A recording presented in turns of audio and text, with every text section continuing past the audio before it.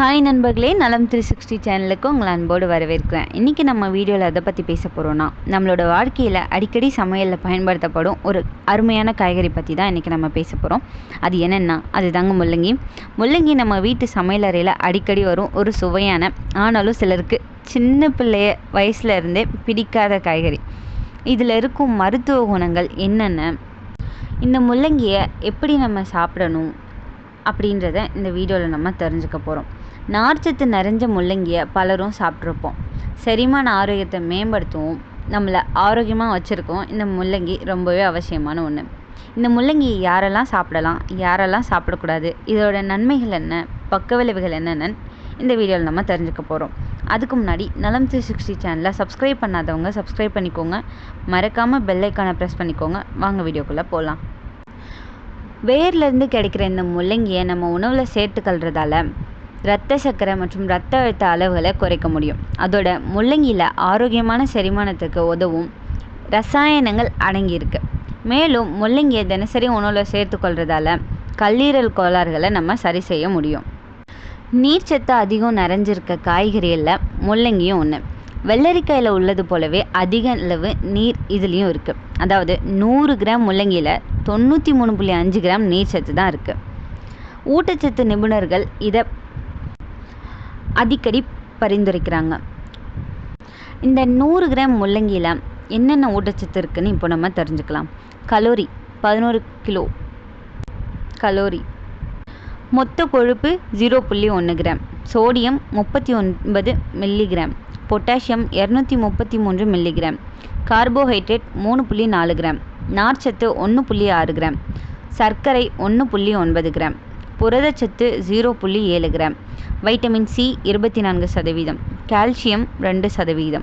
இரும்புச்சத்து 1%. Vitamin B6 5%. Magnesium 2%.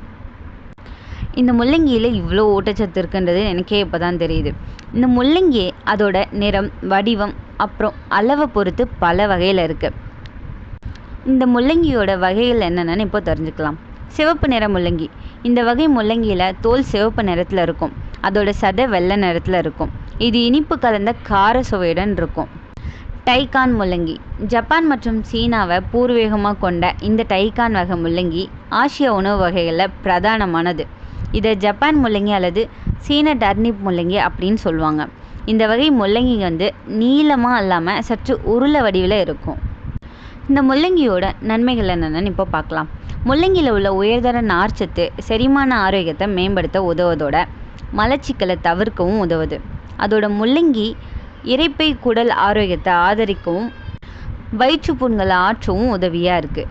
முள்ளங்கியில் அதிக அளவு நீரிழிவு எதிர்ப்பு குணங்கள் நிரம்பி இருக்கிறதால இது சர்க்கரை அளவை கட்டுப்படுத்த உதவும். அது மட்டும் இல்லாமல் குளுக்கோஸ் உறிஞ்சுதல் மற்றும் இன்சுலின் வினைத்திறனை அதிகரிக்கவும் வகை 2 நீரிழிவு நோயின் அபாயத்தை குறைக்கவும் இது உதவுது. முள்ளங்கியை அடிக்கடி சாப்பிடுவது இரத்த சர்க்கரை கட்டுக்குள் வைக்க உதவும். நம்ம உடம்பை நீரேற்றமாக வச்சுருக்க முள்ளங்கி ஒரு உதவிகரமான ஒன்றுன்னு சொல்லலாம். 100 கிராம் முள்ளங்கியில் 93.5 கிராம் நீர்ச்சத்து இருக்குது. முள்ளங்கியை சேர்த்துக்கொள்றதன் மூலம் நம்மளோட உடலுக்கு தேவையான நீர்ச்சத்து கிடைக்கும். நீரேற்றத்துக்கு மட்டும் இல்லாமல் உடலில் வெப்பநிலை கட்டுப்பாட்டில் வச்சுக்கவும் அதோட சுழற்சிக்கும் இது உதவியாக இருக்குது. முள்ளங்கியில் உள்ள ஆந்தோசைனின்கள் இதய ஆரோக்கியத்துக்கு உதவுது. அதோட தினசரி உணவில் முள்ளங்கியை சேர்த்துக்கொள்றதன் மூலம் இதய நோய் அபாயத்தை குறைக்க முடியும். முள்ளங்கியில் ஆக்சிஜனேற்ற பண்புகள் அதிகமான அளவில் இருக்கிறதால பல ஆய்வுகள் இந்த முள்ளங்கியை ஒரு முக்கியமான காய்கறியாக சொல்கிறாங்க. இதில் இருக்கிற இந்த ஆக்சிஜனேற்ற பண்புகள் மற்றும் ஆன்டி ஆக்சிடென்ட்கள் கல்லீரல், பெருங்குடல், கர்ப்பப்பை வாய், புரோஸ்டேட், நுரையீரல் புற்றுநோய்கள்லேருந்து உங்களை காக்கும்னு சொல்கிறாங்க. முள்ளங்கி இலைச்சாறு குறிப்பிட்ட மார்பக புற்றுநோய் உயிரணுக்களின் வளர்ச்சியை தடுக்க உதவுதுன்னு ஆய்வாளர்கள் கூறுறாங்க. இந்த முள்ளங்கியில் இண்டோல் 3 கார்ஃபினோல் மற்றும் 4 மெத்திலேத்தியோ 3 பியூட்டனைல் ஐசோதியோசைனேட் எனப்படும் சேர்மங்கள் இருக்குது. இவை உங்களின் கல்லீரலுக்கு தீங்கு விளைவிக்கும் நச்சுக்களை அகற்றவும் என்சைம்களை தூண்டவும் உதவுது. முள்ளங்கியில் அதிக அளவு பொட்டாசியம் இருக்குது. இது நம்மளோட இரத்த அழுத்தத்தை குறைக்க உதவும். அதோட இரத்த நாளங்களை ஆரோக்கியமாக வச்சுருக்கவும் உதவும். கொலாஜனை உற்பத்தி செய்யும் மேலும் இரத்த சிவப்பணுக்களின் சேதத்தை கட்டுப்படுத்தும். இரத்தத்திற்கு செல்லும் ஆக்சிஜன் விநியோகத்தை அதிகரிக்கவும் இந்த முள்ளங்கி உதவியாக இருக்குது. இந்த முள்ளங்கி சாப்பிட்றதால கல்லீரல் மற்றும் வயிற்றுக்கு மிகவும் ஆரோக்கியத்தை கொடுக்கும். முள்ளங்கி சக்தி வாய்ந்த நச்சு நீக்கியாக செயல்படுது. அது மட்டும் இல்லாமல் மஞ்சக்காமலையால் ஏற்படும் இரத்த சிவப்பணுக்களின் அழிவை இது குறைக்குது. இரத்தத்தை நச்சு நீக்கம் செய்ய இது உதவியாக இருக்குது. தினசரி உணவில் அரை கப் முள்ளங்கியை சேர்த்துக்கொள்வதன் மூலம் உடலில் நோய் எதிர்ப்பு சக்தியை நம்மளால் அதிகரிக்க முடியும். தினசரிக்கு தேவையான வைட்டமின் சியில் 15% அரை கப் முள்ளங்கியில் இருக்குது. இது நோய் எதிர்ப்பு சக்தியை அதிகரிப்பது மட்டும் இல்லாமல் வளர்சிதை மாற்றத்தை கட்டுப்படுத்தவும் உதவும். மேலும் உடலில் உள்ள கொழுப்பை ஆற்றலாக மாற்றி உடலின் ஆற்றலை அதிகரிக்கவும் இது உதவியாக இருக்குது. முள்ளங்கியில் உள்ள வைட்டமின் சி, துத்தநாகம் மற்றும் பாஸ்பரஸ் போன்ற கனிம ஊட்டச்சத்துக்கள் நம்மளோட சருமத்தை வறட்சி அடையாமல் பாதுகாத்து முகப்பரு மற்றும் சருமத்தில் ஏற்படும் சொறிகளை எதிர்த்து போராடவும் உதவுது. முள்ளங்கியில் உள்ள அதிக நீரடக்கம் சருமத்தை ஈரப்பதமாக்கவும் உதவுது.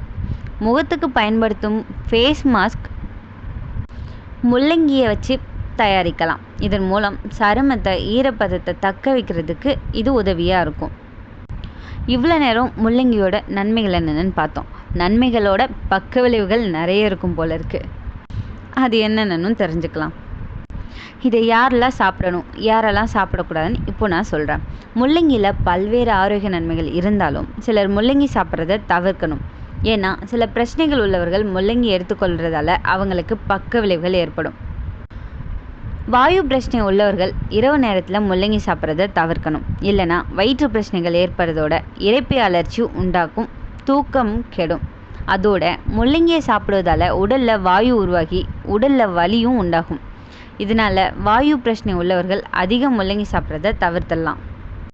சிறுநீரக பிரச்சனை உள்ளவர்கள் அதிக அளவு நீர்ச்சத்து கொண்ட முள்ளங்கியை அதிகமாக எடுத்துக்கொள்வதை தவிர்க்க வேண்டும்.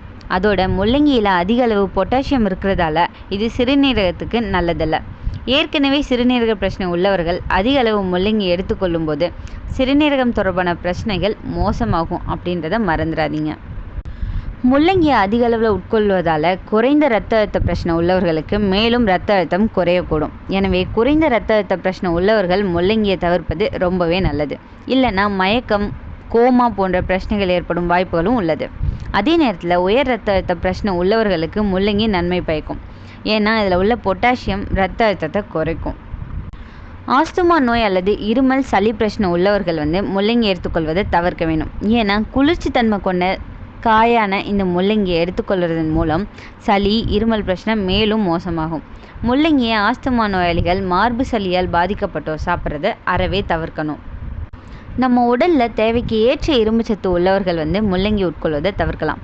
அவங்க முள்ளங்கியை அதிகமாக உட்கொண்டா உடலில் அதிகப்படியான இரும்புச்சத்து உருவாகும். இதனால் வயிற்று வலி, வயிற்றுப்போக்கு, வாந்தி, தலை சுற்றல், இரத்த சர்க்கரை குறைவு, கல்லீரல் பாதிப்பு, உள் இரத்தப்போக்கு போன்ற பிரச்சனைகளும் ஏற்படும். முள்ளங்கியை ஒரே நேரத்தில் அதிக அளவு சாப்பிட்றதால அடிக்கடி சிறுநீர் வெளியேறும். இதன் காரணமாக உடலில் உள்ள நீர் வெளியேறும். இதனால் நீரிழப்பு பிரச்சனை ஏற்படலாம். குறைந்த அளவு முள்ளங்கி மட்டுமே எடுத்துக்கொள்வது மிகவும் நல்லது. கர்ப்பிணி பெண்கள் பச்சை முள்ளங்கியை கழுவாமல் சாப்பிட்டா பாக்டீரியா தொற்று ஏற்படும் அபாயம் இருக்குது. அதனால் நன்றாக சுத்தம் செய்து சமைத்து சாப்பிட வேண்டும். இப்போ பார்த்திங்கன்னா இந்த முள்ளங்கி நம்ம உடலுக்கு ரொம்பவே பயனுள்ள ஒரு காய்கறி. ஆனால் எல்லா உணவுகளையும் போல் இதையும் மிதமான அளவு தான் நம்ம சாப்பிட வேணும். பச்சையாக கறி, சாம்பார், பருப்பு, குழம்பு, ஊறுகாய், சாலாட்னு பல வகைகளை சேர்த்துக்கொள்ளலாம். நம்ம உடல் நன்மைக்கு இந்த முள்ளங்கி ஒரு ஏற்ற காய்கறி. இந்த முள்ளங்கி நம்ம உடலுக்குள்ளே இருக்கிற நச்சை நீக்கும், ஆரோக்கியத்தை காக்கும் ஒரு அற்புத மருந்து மாதிரி இருக்கும். யாருக்கெல்லாம் இந்த முள்ளங்கி பிடிக்கும், யாருக்கெல்லாம் இந்த முள்ளங்கி பிடிக்காதுன்னு கமெண்ட்டில் சொல்லுங்கள். இந்த வீடியோ உங்களுக்கு பிடிச்சிருந்துச்சுன்னா லைக் பண்ணுங்கள், ஷேர் பண்ணுங்கள். மறக்காமல் நம்ம சேனலை சப்ஸ்கிரைப் பண்ணுங்கள். இன்னொரு அற்புதமான வீடியோவில் உங்களை சந்திக்கிறேன். பாய்.